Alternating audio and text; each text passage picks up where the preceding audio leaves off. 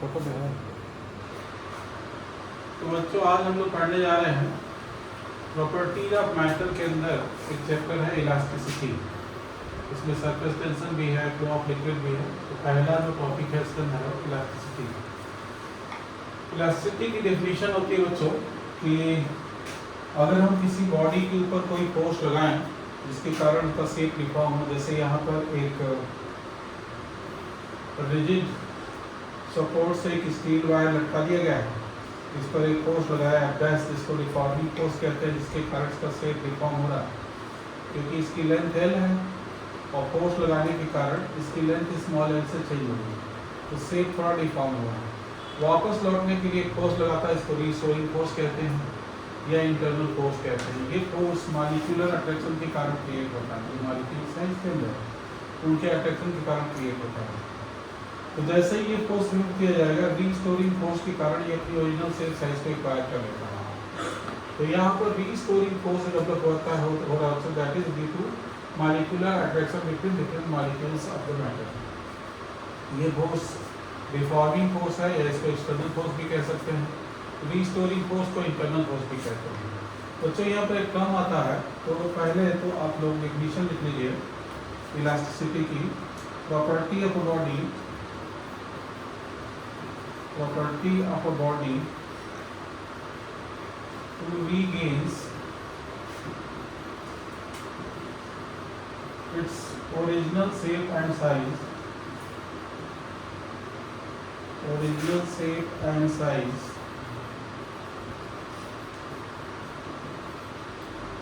after the removal of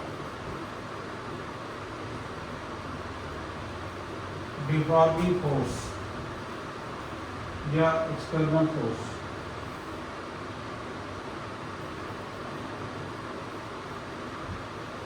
is called elasticity. ये है definition elasticity की। प्रॉपर्टी ऑफ बॉडी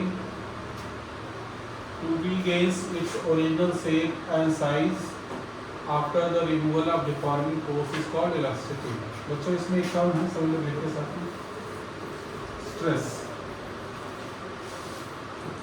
इसकी डेफिनेशन है restoring force per unit area. साथ साथ लिखिए, restoring force per unit area is called stress. तो स्ट्रेस इक्वल टू हो जाएगा बच्चों फोर्स अपॉन एरिया। तो स्ट्रेस का फॉर्मूला हो जाएगा बच्चों F/A। तो इसका यूनिट और डायमेंशन वही होगा जो प्रेशर का होगा। तो यूनिट हो जाएगा इसका न्यूटन पर मीटर स्क्वायर या पास्कल। डायमेंशन लिखना चाहें तो फोर्स का डायमेंशन है mL/2 बाई एरिया का L/2। तो फाइनली mL/1 T/-2। बोलिए, समझ में आ रहा आपको? प्लीज बोलिए। तो स्ट्रेस हो गया हमारा force per unit area, restoring force per unit area.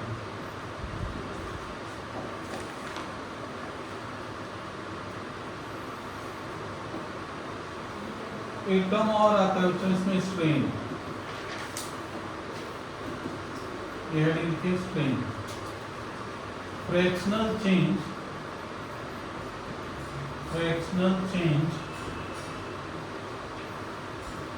in the dimension of a body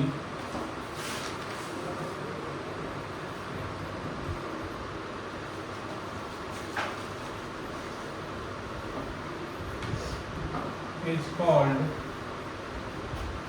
strain। Fractional change in the dimension of a body is called strain। जैसे ये स्टील वायर लिया था हमने, ये रिजिड सपोर्ट से suspend किया, इसकी original length है, इसका एरिया क्रॉस सेक्शन मान लीजिए A है।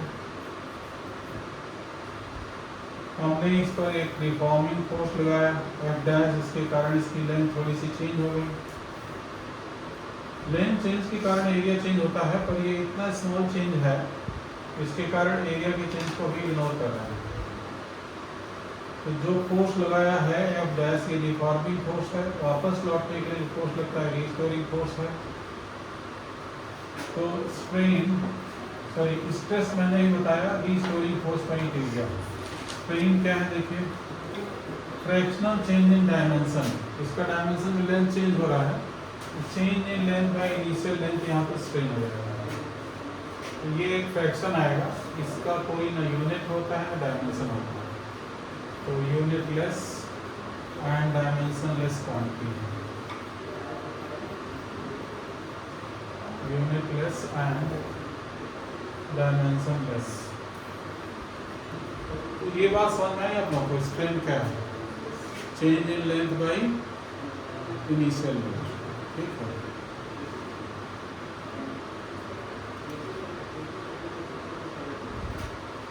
लिया तो अपना पेपर नहीं लाया था सर, ये एरिया ये पायर्स पढ़ने में कि पूरे? हाँ, अगर मान लो ये सिलेंड्रिकल शेप में है तो नीचे का क्रॉस सेक्शन सर्कुलर होगा, तो एरिया उसका पाई आर स्क्वायर ले लेंगे। क्रॉस सेक्शन, हाँ, जो क्रॉस सेक्शन होगा उसका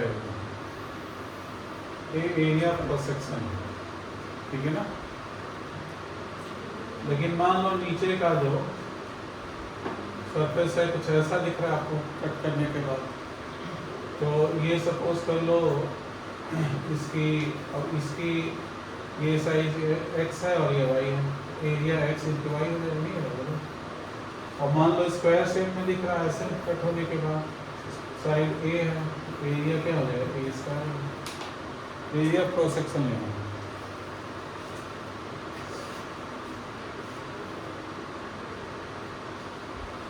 ठीक है, तो ये हो गया हमारा fractional change in dimension of body is called strain. इसके बाद एक टॉपिक है हुक्स लॉ, देखिए सभी लोग, हुक्स लॉ।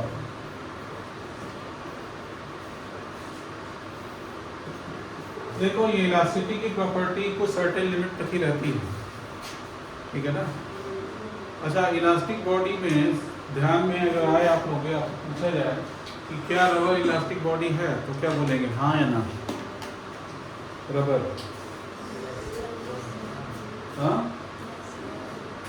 अभी इलास्टिसिटी की डिफिनेशन बताएंगे ना, तो उसमें रबर इलास्टिक ऑब्जेक्ट में नहीं आता, ये इलास्टोमर हो जाता है। क्या इलास्टोमर होता है अभी समझाएगा। स्टील इलास्टिक है, और सबसे ज़्यादा इलास्टिक जानते क्या है, डायमंड।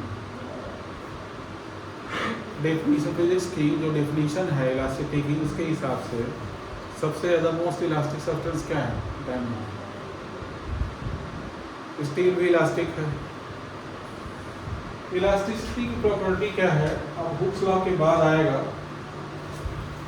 देखो अच्छा, जिस स्टील वायर है खींच के छोड़ दिया हमने 1 मिलीमीटर, वापस लौट गया। फर्दर 1 मिलीमीटर और खींचा, वापस लौट आया। फर्दर 1 मिलीमीटर मतलब 3 मिलीमीटर खींच दिया, वापस लौट गया। एक समय ऐसा आएगा ना, एक लिमिट से ज़्यादा खींच दोगे ना, वापस नहीं आएगा, मतलब इलास्टिक प्रॉपर्टी उसकी खत्म हो जाएगी।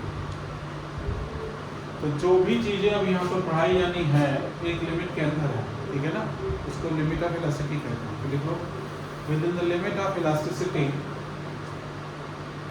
हुक्स लॉ में लिखिए, within the limit of elasticity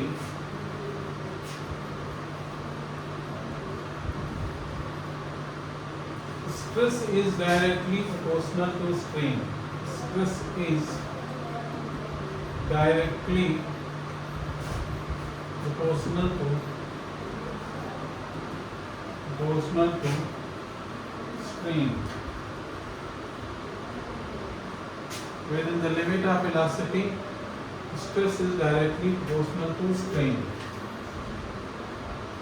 Stress proportional to strain.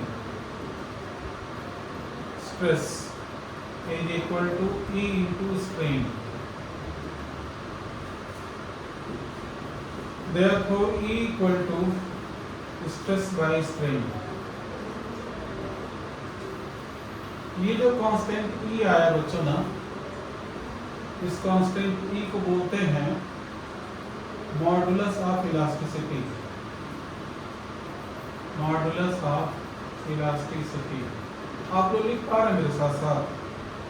पहले तो ये डेफिनेशन लिख लिया, within the limit of elasticity stress is directly proportional to strain। उसी को मैथमेटिकली लिख दिया मैंने, stress is proportional to strain, therefore stress equal to E into strain। बोलिए, E equal to stress by strain। E को क्या बोलते हैं? Modulus of elasticity. E को क्या बोलते हैं बच्चों? Modulus of elasticity. तो इसकी यूनिट निकाले जा, यूनिट ऑफ ई। ऊपर स्ट्रेस की यूनिट न्यूटन पर मीटर स्क्वायर और नीचे यूनिट लेस को 1 लिखते हैं, तो फाइनली इसकी भी यूनिट हो जाएगी न्यूटन पर मीटर स्क्वायर या पास्कल, और डायमेंशन भी वही हो जाएगा जो पहले लिखा था, ml/1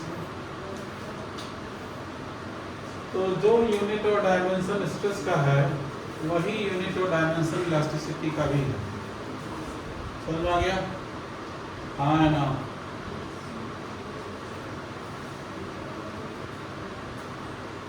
देख लीजिए,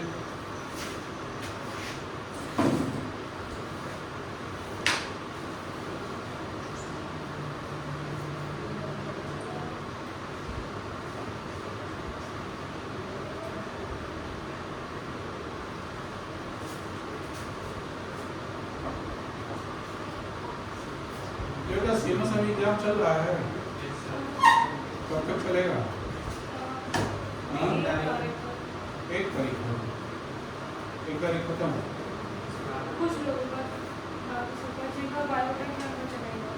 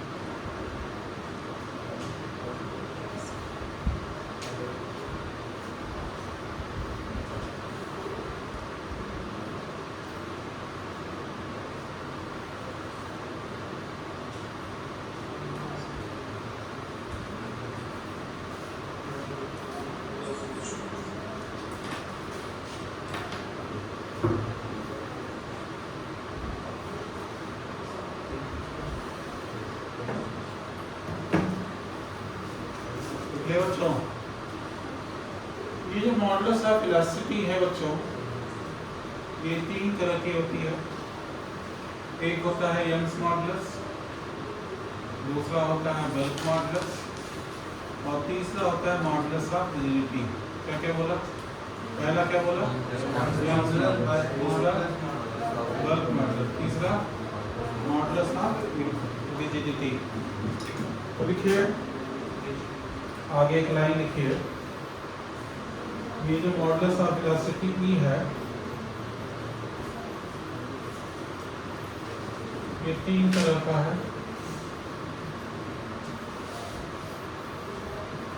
यंग्स मॉडुलस, बल्क मॉडुलस और मॉडुलस ऑफ रिजिडिटी। तो पहले ये लिख लो यंग्स मॉडुलस, साथ साथ लिखो, फिर बल्क मॉडुलस,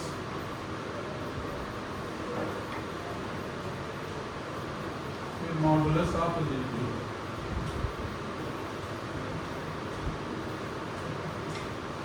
यंग्स मॉडुलस को y से लिखते हैं, बल्क मॉडुलस को b से लिखते हैं, मॉडुलस ऑफ रिजिडिटी को एटा से लिखते हैं। तो 1 by 1 तीनों को पढ़ेंगे।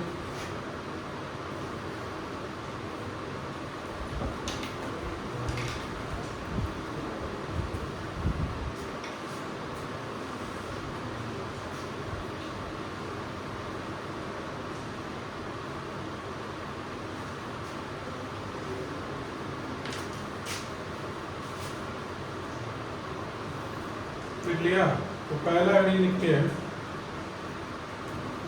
Young's modulus.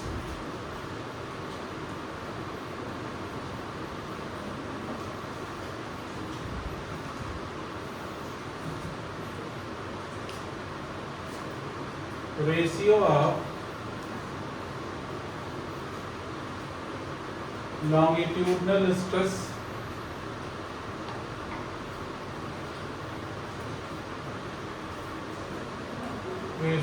longitudinal stress to the longitudinal strain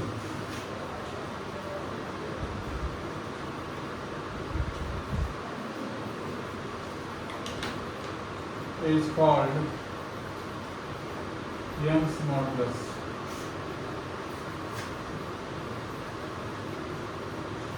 Y से लिखते हैं। लॉन्गिट्यूडनल मीन्स होता है बच्चों लेंथ के लॉन्ग, जैसे ये रॉड है, ये एक रिजिड सपोर्ट है, लेंथ एल है, एरिया क्रॉस सेक्शन मान लो इसका ए है। अब इसके लेंथ के लॉन्ग जो कुछ भी है वही लॉन्गिट्यूडनल है। इस पर हमने एक फोर्स लगाया, लेंथ बढ़ गई, लेंथ जो बढ़ी स्मॉल एल है। वापस लौटने के लिए ये फोर्स लगा रहा है जिसको रीस्टोरिंग फोर्स कहते हैं। एरिया क्रॉस सेक्शन ए है। तो यंग्स मॉडुलस वाई से लिखते हैं, इसकी डेफिनेशन से इसका फार्मूला बनेगा ratio of longitudinal stress to the longitudinal strain। बोलो बच्चों, longitudinal stress F by A हो जाएगा, longitudinal strain small a by capital A. सुन लिया, सारे वेरिएबल समझ में आ रहे हैं। आगे बढ़ते हैं, थोड़ा इसको अरेंज करेंगे, बहुत इंपॉर्टेंट फॉर्मूला बनेगा यहाँ से। F by A, capital L ऊपर नहीं जाएगा, स्मॉल एल नीचे रहेगा, ठीक है। तो यंग्स मॉडुलस की अगर यूनिट सोचोगे तो यहाँ से न्यूटन पर मीटर स्क्वायर, ये तो यूनिट कट जाएगा, तो वही यूनिट न्यूटन पर मीटर स्क्वायर या पास्कल, और डायमेंशन भी वही एम एल पर -1 टी पर -1।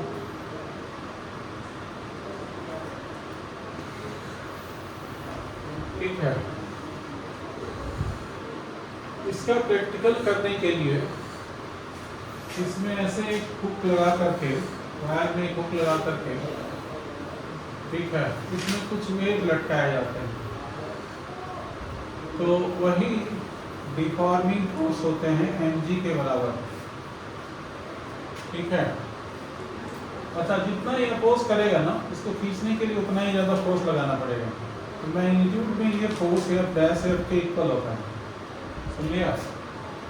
तो हम यहाँ पर इस फोर्स को वेट mg लिख सकते हैं अगर उस एक्सपेरिमेंट की बात हो रही है जिसमें एक्स मॉडुलस निकाला जाता है। न्यूमेरिकल में भी अक्सर फोर्स के ऊपर वेट mg लिखना होता है, लेंथ कैपिटल एल। एरिया अगर सर्कुलर इसका क्रॉस सेक्शन है तो pi r square into small L. तो ऊपर वाले फार्मूले से ज़्यादा फेमस ये फार्मूला है, ठीक है ना, लेकिन हम कहेंगे दोनों याद रखें, ठीक। ये याद है तो ये तो बना ही लेंगे, mg capital L by pi r square small L.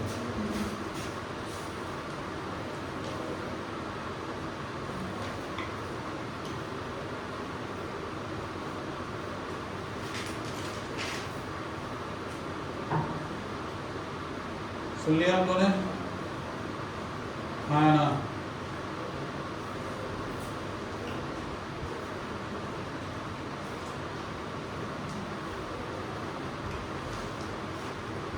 Next topic है बल्क मॉडुलस। इरेज कर दे बच्चों, लिख लिया ना? हेलो शुभ, लिख लिया? नमन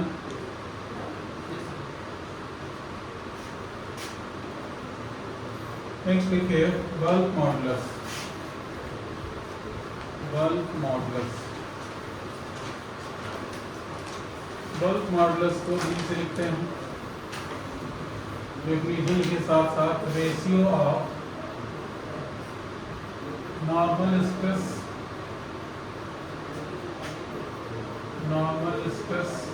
to volume strain is called bulk modulus.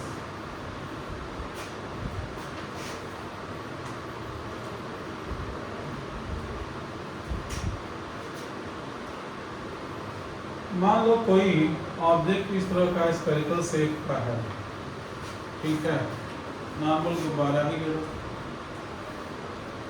उसको पानी के नीचे ठीक 500 मीटर नीचे ले जाओ, तो क्या इसका साइज यही रहेगा?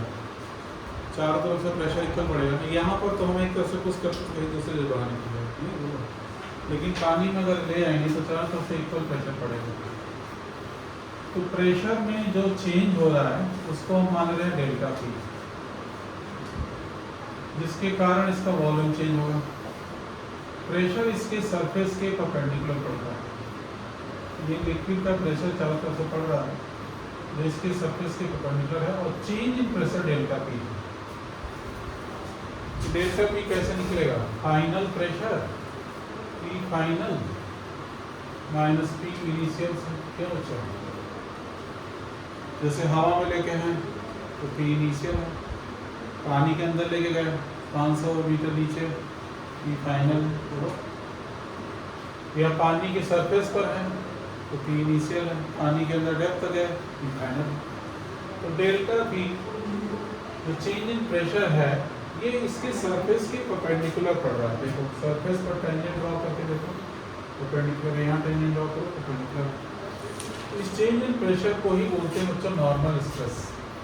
तो नॉर्मल स्ट्रेस कोई नई चीज़ नहीं है, चेंज इन प्रेशर को ही नॉर्मल स्ट्रेस कहा जाता है, क्योंकि ये सरफेस के परपेंडिकुलर है। इसका इनिशियल वॉल्यूम मान लो V1 है, फाइनल वॉल्यूम V2 है, तो चेंज इन वॉल्यूम क्या आएगा? V2 माइनस V1 आएगा ना, फाइनल वॉल्यूम आएगा इसी से। यहाँ एक टर्म आता है वॉल्यूम स्ट्रेन। देखो बच्चों, वॉल्यूम स्ट्रेन क्या है? Volume strain change in volume by initial volume को वॉल्यूम स्ट्रेन कहते हैं। इसकी भी ना कोई यूनिट है ना डायमेंशन। ठीक, अब डेफिनेशन पर आ जाएगा, बल्क मॉडुलस की डेफिनेशन पर आ जाओ। बल्क मॉडुलस लिखा मैंने, रेशियो ऑफ लिख दिया, ratio of normal stress to the volume strain. सुन लिया? यहाँ पर माइनस साइन लगाते हैं, पूछो क्यों? ये चीज पॉजिटिव आएगी ना, प्रेशर बढ़ रहा है तो बोलो फाइनल प्रेशर में से इनिशियल प्रेशर को जो मैंने एग्जांपल दिया क्या है? पॉजिटिव आएगा, लेकिन ये चीज क्या आएगी? नेगेटिव, इसलिए माइनस साइन यहाँ पर आएगा। क्लियर है? थोड़ा इसको अरेंज करेंगे तो V इक्वल टू हो जाएगा minus V delta P by delta V। ठीक है, थोड़ा और आगे बढ़ेंगे, V equal to minus V dP by dV, change in pressure को dV dP, चेंज वॉल्यूम को dV लिख दिया। ये फार्मूला भी बहुत सारे जगहों पर न्यूमेरिकल के लिए यूज होगा, स्पेशली कॉम्पिटिटिव एग्जाम में, तो फटाफट नोट करिए। तो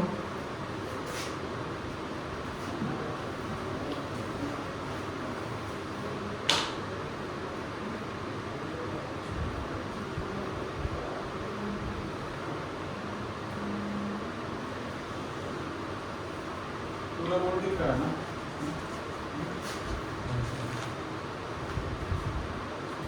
टाइम दिख रहा है वहाँ पर? आइए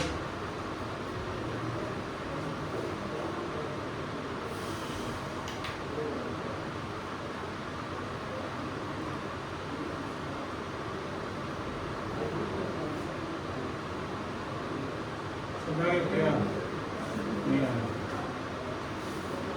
तो कैसा हुआ?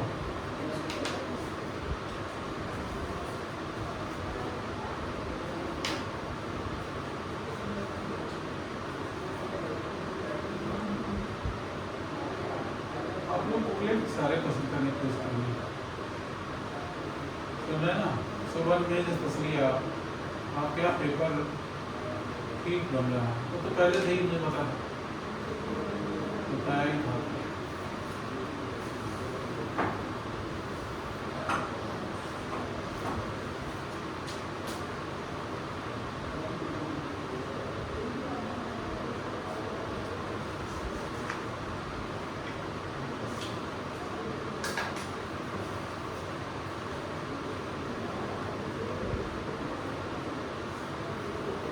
लिखिए बच्चों, बोलिए। b equal to minus D dp by dv।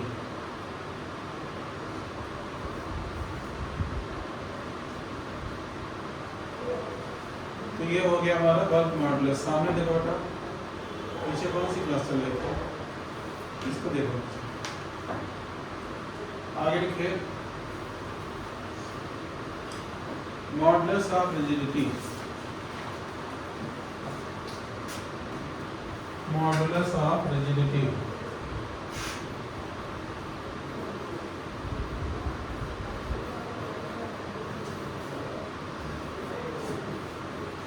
एटा से लिखते हैं इसको, रेशियो ऑफ टेंजेंशियल स्ट्रेस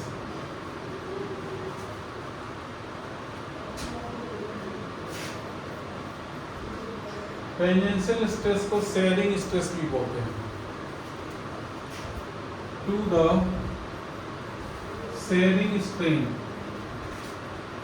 थोड़े नाम नए नए हैं लेकिन अभी डायग्राम में आते ही समझ में आ जाएगा। शेयरिंग स्ट्रेन इज कॉल्ड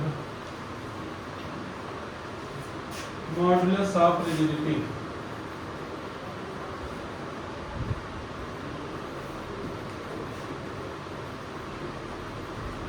कैसे लिखते हो बच्चों? एटा से, इसको एटा पढ़ते हैं। अल्फाबेट में देखो ध्यान से, नोट कर लिया?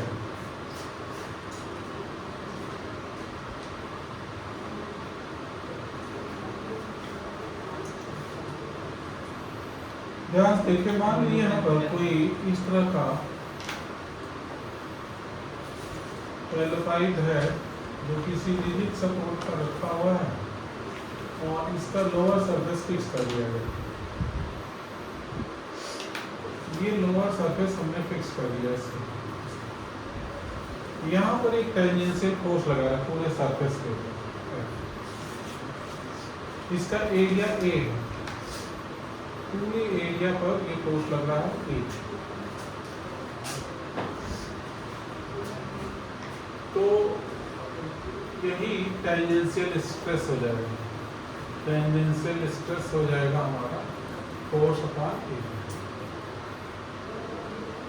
नीचे वाला सरफेस फिक्स है तो ये हो सकता है कि ऊपर वाला सरफेस थोड़ा टिल्ट हो जाए, ऊपर वाला सरफेस थोड़ा टिल्ट हो जाए। ये थोड़ा हमने टिल्ट कर दिया।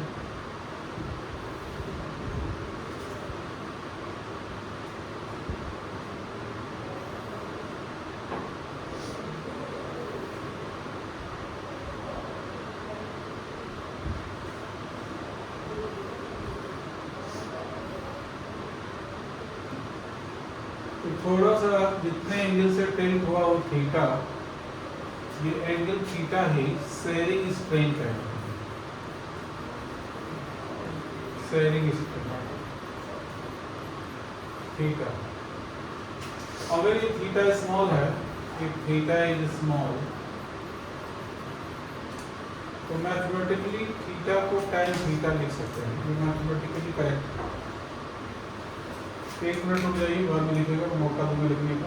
ये डिस्प्लेसमेंट मान लो x हुआ और हाइट h है, तो tan theta equal to x by h हो जाएगा।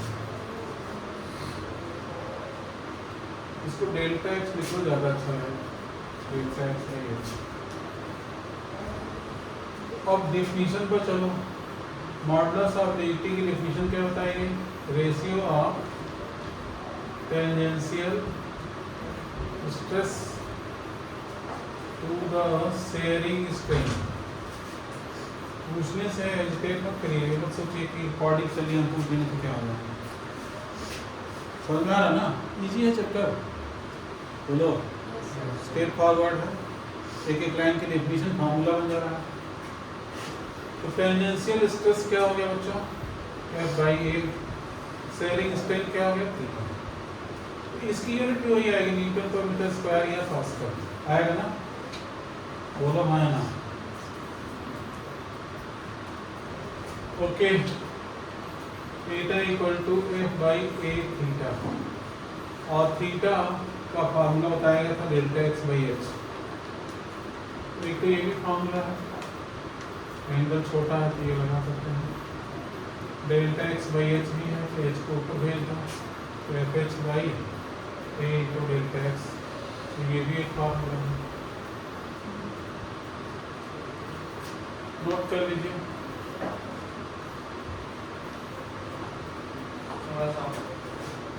और नीचे देखिए,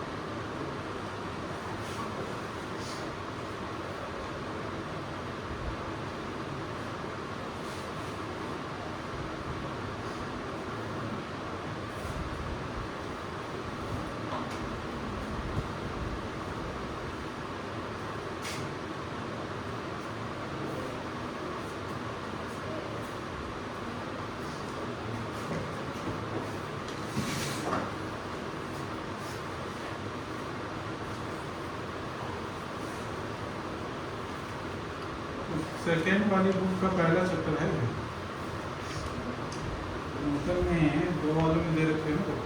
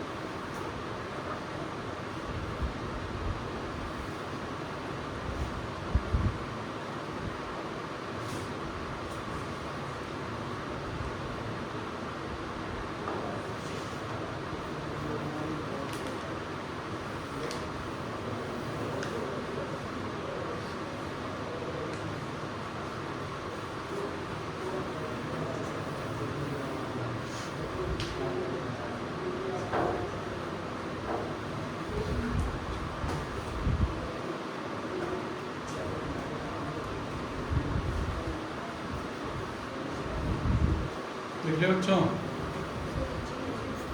अभी नीचे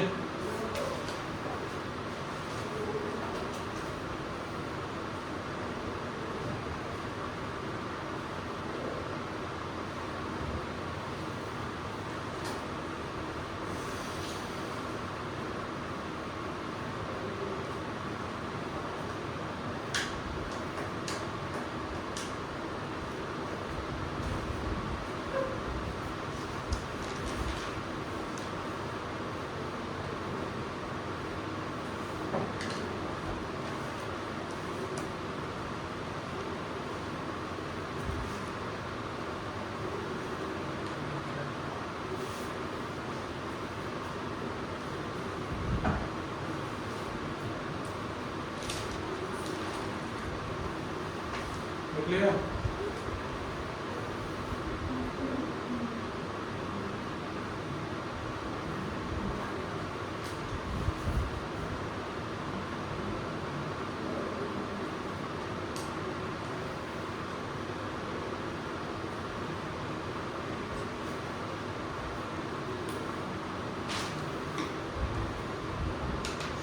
नेक्स्ट हेडिंग लिखो,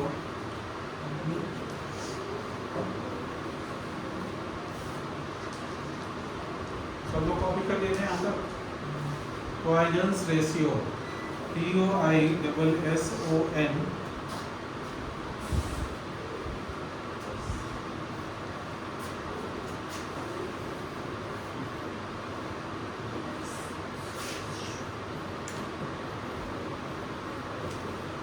रेशियो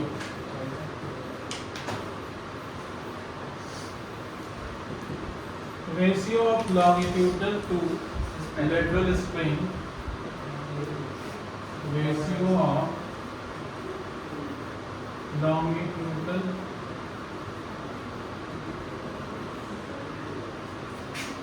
sorry उल्टा बोल दिया, ratio of lateral to longitudinal, ratio of lateral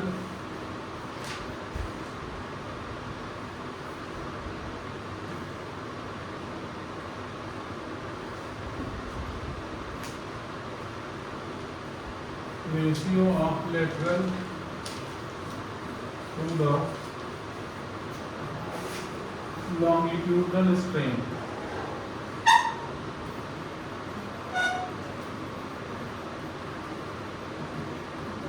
is called Poisson's ratio.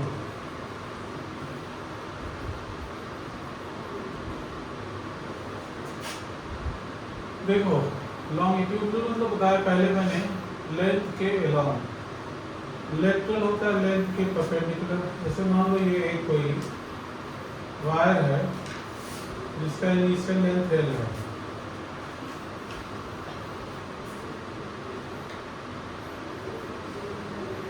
इसका इनिशियल लेंथ मान लो capital L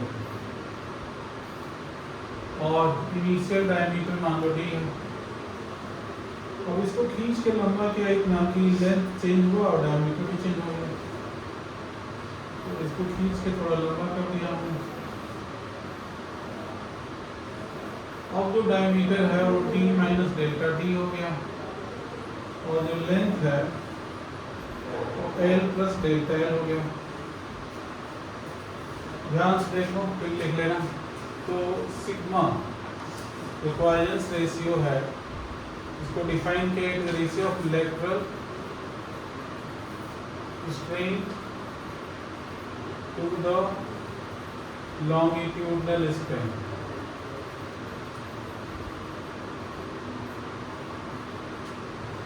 lateral strain delta D by D length के परपेंडिकुलर, ठीक। Longitudinal strain delta L by L, minus sign आएगा तो पूछो क्या।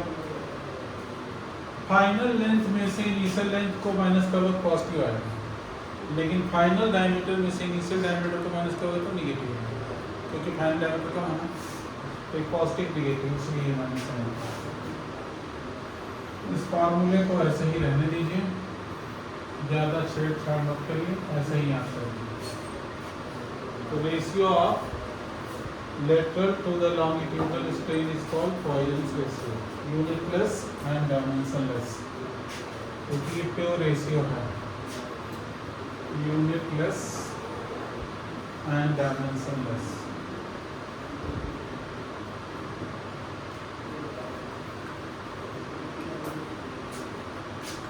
सुन लिया आप लोगों ने?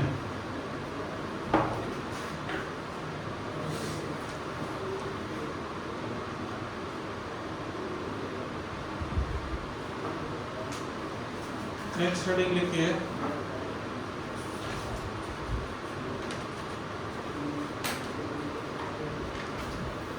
Work done in stretching a wire.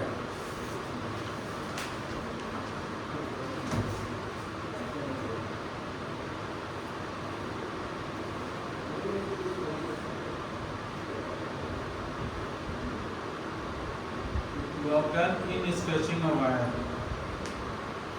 Colon colon 2 dot ऊपर नीचे। अच्छा भैया तो चलिए पहले लिख लीजिए फिर वो बताइए।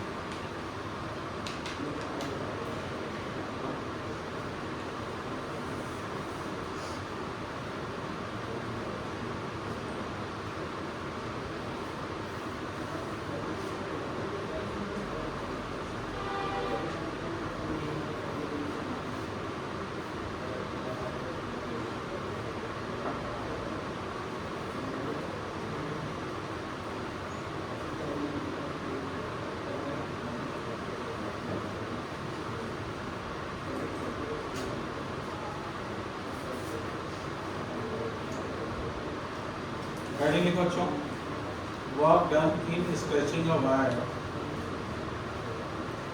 Colon elastic potential energy.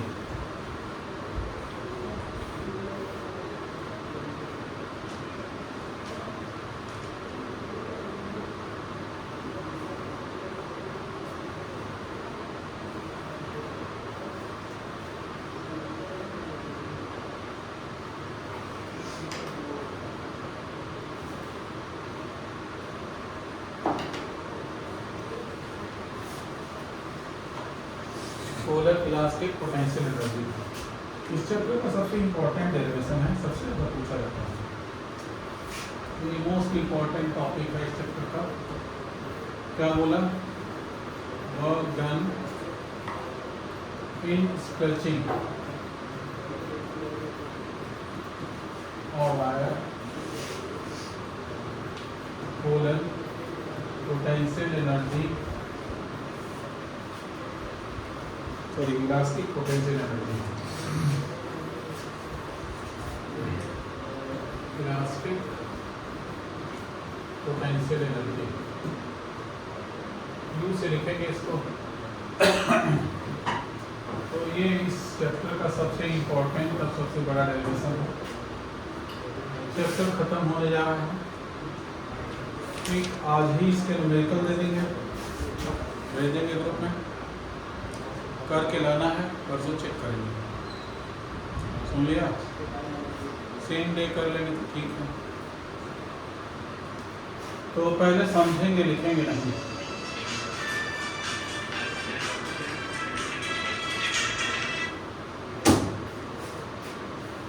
तो मान लीजिए एक रिजिड सपोर्ट है, इसे एक कैपिटल एल लेंथ का वायर रखा दिया गया, कुछ डिफॉर्मिंग फोर्स लगाया गया जिसके कारण इसकी लेंथ चेंज हो गई, स्मॉल एल से या कैपिटल डेल्टा एल, दोनों उसको ले सकते। एरिया क्रॉस सेक्शन मान लीजिए इसका ए है, वापस लौटने के लिए रीस्टोरिंग फोर्स एफ लग रहा है। तो Young's modulus y equal to होता है स्ट्रेस बाई स्ट्रेन। याद आ रहा है? बोलो क्या होता है? स्ट्रेस बाई स्ट्रेन होता है ना। थोड़ा नेक्स्ट करेंगे, F by A capital L by small L, तो फोर्स निकालेंगे यहाँ से, तो Y A small L by capital L, ये क्रॉस मल्टीप्लाई किया, उसको नीचे ले गए, ऊपर ले दिए। फोर्स को ध्यान से देखिए आप लोग, फोर्स की वैल्यू कितनी आई? Y A small L by capital L, equation number. Capital L जो लेंथ था वो कांस्टेंट है, एरिया भी जो था वो कांस्टेंट है, यंग्स मॉडुलस किसी भी मटेरियल का कांस्टेंट है, ठीक है। जैसे से इसकी लेंथ बढ़ाएंगे फोर्स बढ़ेगा, मतलब फोर्स वेरिएबल है, कांस्टेंट नहीं है। तो वर्क निकालने के लिए D W equal to F into D L लगाएंगे, फिर इंटीग्रेट करना। सुन लिया? स्मॉल डिस्प्लेसमेंट के लिए, ठीक है। ये कोर्स, इस कोर्स को आप डिफॉर्मिंग फोर्स मान के चलेंगे, क्योंकि वर्क बाय डिफॉर्मिंग फोर्स निकालना, ठीक है ना। तो ये फोर्स नीचे लग रहा है, ठीक है, और डिस्प्लेसमेंट भी नीचे हो रहा है, और दोनों इक्वल होते हैं। Restoring force, deforming force equal होते हैं। तो मैग्नीट्यूड में इक्वल है, तो D W equal to F Y A small L by capital L into D F, integrate कर दो, integration D W Y A by capital L constant integration L D F. D W का integration क्या होता है, ये W Y A by capital L, L D L का integration क्या हो जाएगा, एल स्क्वायर, राइट। तो जो वर्क होता है ना, वही एनर्जी भी होती है, पोटेंशियल एनर्जी।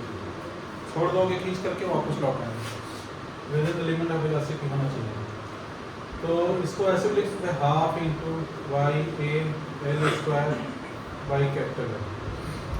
तो फार्मूले को आप ऐसे भी याद कर सकते हैं, जैसे ऊपर जो वर्क है वही एनर्जी। थोड़ा इसको अरेंज करेंगे,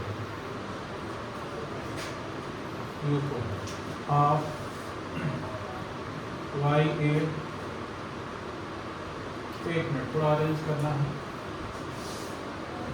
तो Y A by capital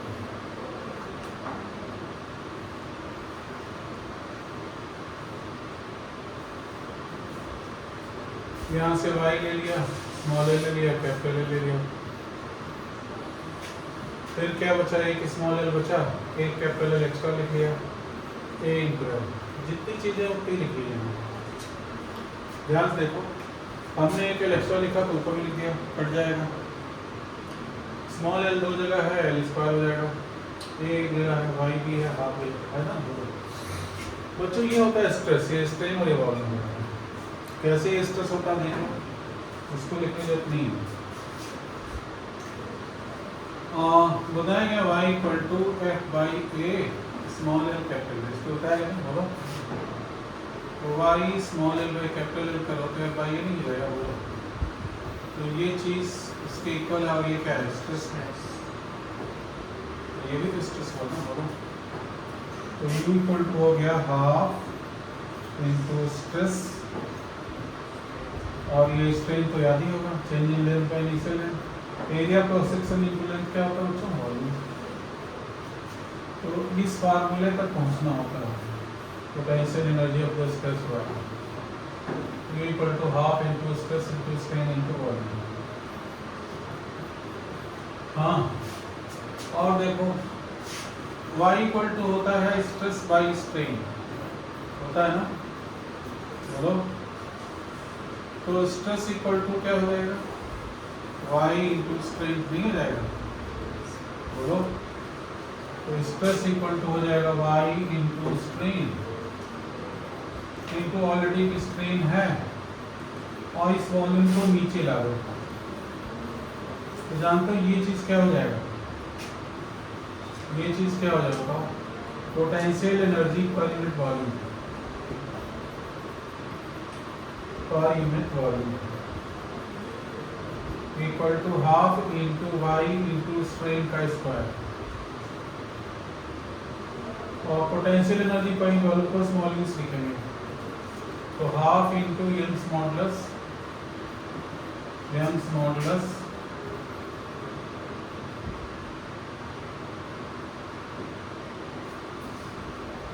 into strain का स्क्वायर। ये फार्मूला बहुत फेमस है वर्ल्ड वाइड, शाहरुख खान से ज़्यादा फेमस है, याद कर लीजिएगा, नहीं तो फिर एग्जाम में आ जाएगा तो नंबर आपके कट जाएंगे। जल्दी से लिखना शुरू करिए फटाफट। इसके बाद सीधे उधर जाना है, इसके नीचे वाला इसके साथ आएगा, ठीक है। समझ में आया इस वर्मा,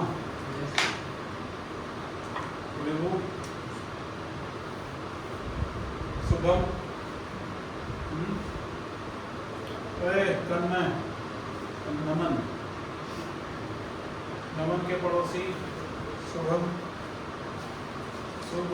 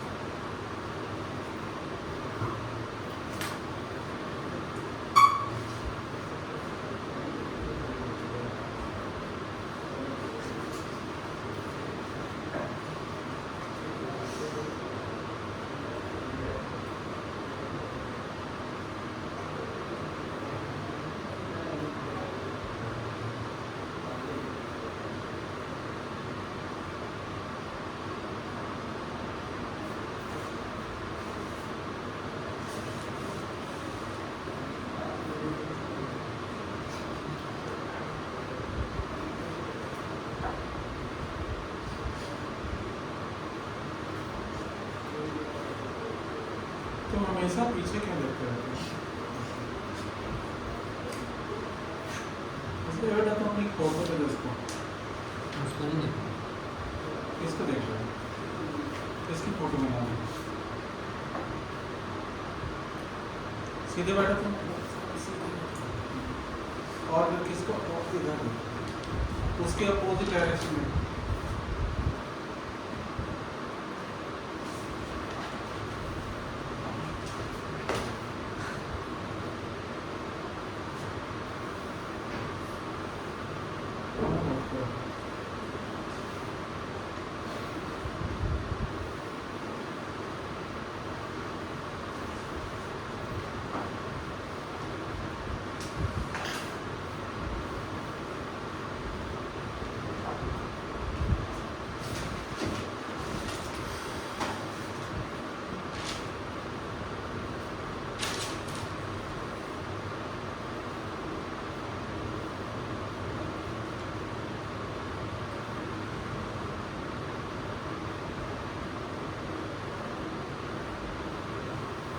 जल्दी लिखे बच्चों।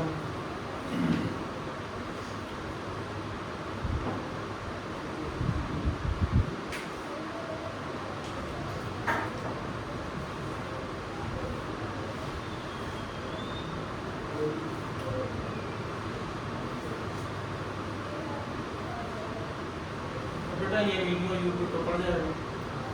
इसमें कभी भी तुम सुनोगे आज के 100 साल बाद भी तो बोला गया है दोनों वोट को रखा थे तुम्हें याद आएगा।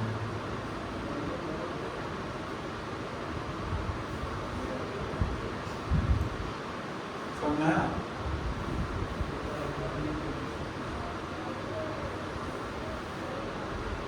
सुबह तुम्हें समझ में आ रहा है?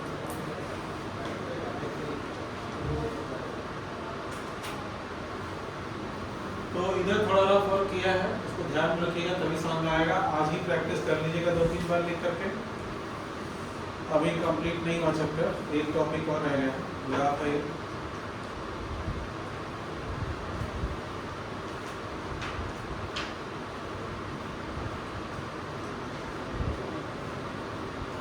क्वेश्चन भेज देंगे ग्रुप में, आज करके आइएगा ना, कोई बहाना नहीं। परसों चेक करेंगे। देखिए अगला heading stress versus strain graph. Stress versus strain graph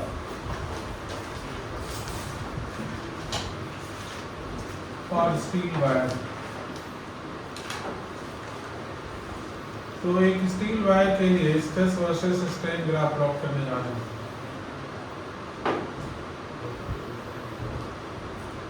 y axis पर स्ट्रेन लिखेंगे, x एक्सिस पर स्ट्रेस। स्ट्रेस होता है रीस्टोरिंग फोर्स पर एरिया। उसकी लंबाई बढ़ाओगे ना तो स्ट्रेस भी बढ़ेगा। ग्राफ कुछ इस तरह का आता है। पहले शुरुआत में एकदम स्ट्रेट लाइन, ये थोड़ा आसान होगा।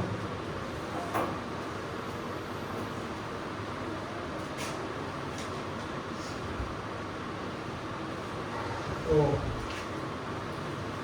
A B C D E।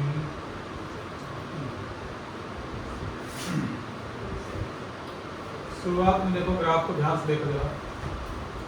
O से A तक ग्राफ एकदम स्ट्रेट लाइन है स्टील वायर के लिए। यहाँ से यहाँ तक स्ट्रेस प्रोपोर्शनल टू स्ट्रेन होगा। स्ट्रेस प्रोपोर्शनल टू स्ट्रेन होगा। ये हुक्स लॉ यहाँ तक वैलिड है। तो ए को बोलते हैं proportionality limit. Proportionality limit. B को बोलते हैं इलास्टिक लिमिट। इलास्टिसिटी यहाँ तक रहती है, इलास्टिक लिमिट। Elastic limit.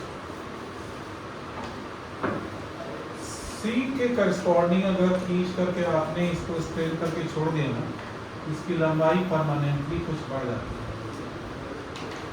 इस O डैश को बोलते हैं परमानेंट सेट।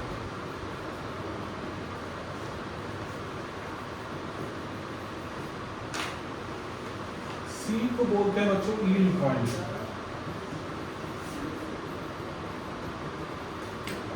B को बोलते हैं ब्रेकिंग पॉइंट। यहाँ से वायर टूटना शुरू हो जाता है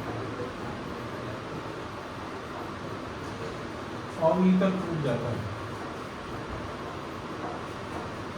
अगर ये D पोर्शन स्मॉल है, if D is small, तो वो सब्सटेंस ब्रिटल सब्सटेंस होता है, पीटने पर टूटता है। और अगर D is bigger, तो वो डक्टाइल होता है, पीटने पर फैलता है। ठीक, O से C तक के रीजन को, OC रीजन को बोलते हैं elastic reason, elastic reason.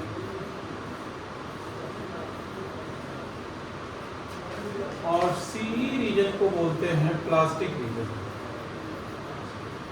Elasticity खत्म हो जाती है।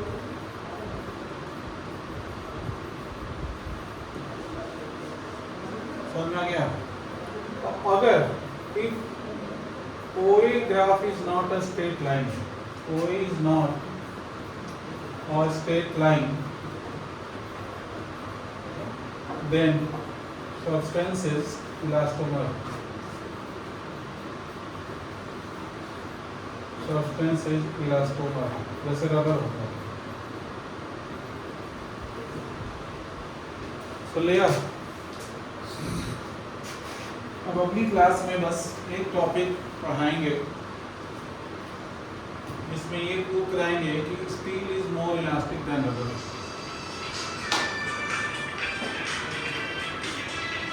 लिया, steel is more elastic than rubber.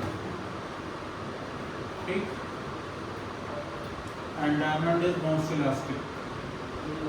जो जितना ज़्यादा अपने सेफ साइज के चेंज को अपोज करता है उतना ही ज़्यादा इलास्टिक होता है। कुछ चीज़ें और भी हैं, इलास्टिक फटीक है,